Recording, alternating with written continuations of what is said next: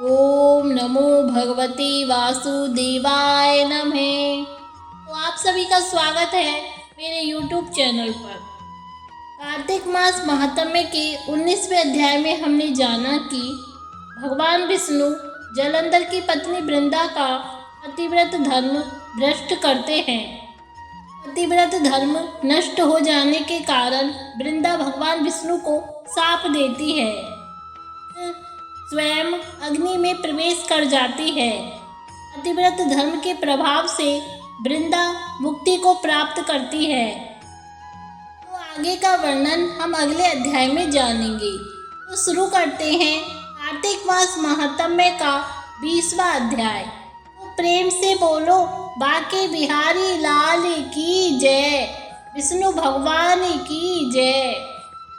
तब राजा पृथु ने पूछा, हे देवर्षि, इसके पश्चात युद्ध में क्या हुआ तथा वह दैत्य कैसे मारा गया? कृपा करके उस कथा को मुझसे कहो।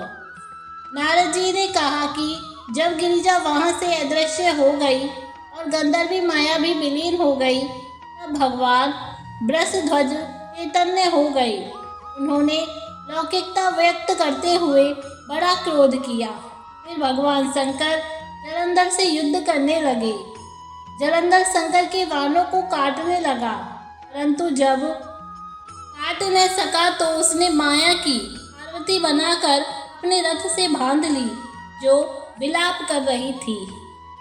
तब अपनी प्रिय पार्वती को इस तरह कष्ट में पड़ा देख के लौकिक लीला दिखाते हुए शंकर जी संसारिक जनों की तरह व्याकुल हो गए और उन्होंने अग्निपुंज की तरह भयंकर रौद्र रूप धारण किया। उनके रौद्र रूप को देखकर कोई भी दैत्य उनके सामने खड़ा होने में समर्थ न हो सका। यहाँ तक कि शुंभ निशुंभ भी युद्ध में स्थित होने को समर्थ न हो सके। जलंधर की सारी माया क्षण भर में नष्ट हो गई। युद्ध में चारों ओर हाहाकार होने लगा। शिवजी ने उन भागते हुए शुंभ निशुंभ को शाप देकर बड़ी धिक्कार दी और कहा, तुम दोनों बड़े दुष्ट हो, तुमने मेरा बड़ा अपराध किया है। तुम पार्वती को मारते थे और अब युद्ध से भागते हो। भागते को मारना पाप है, इसलिए अब मैं तुम्हें नहीं मारूंगा, परंतु गौरी तुम्हें अवश्य मारेगी। शिवजी के ऐसा कहने पर समुद्र पुत्र जलंधर क्रोध में अग्नि के समान प्रज्वलित हो उठा।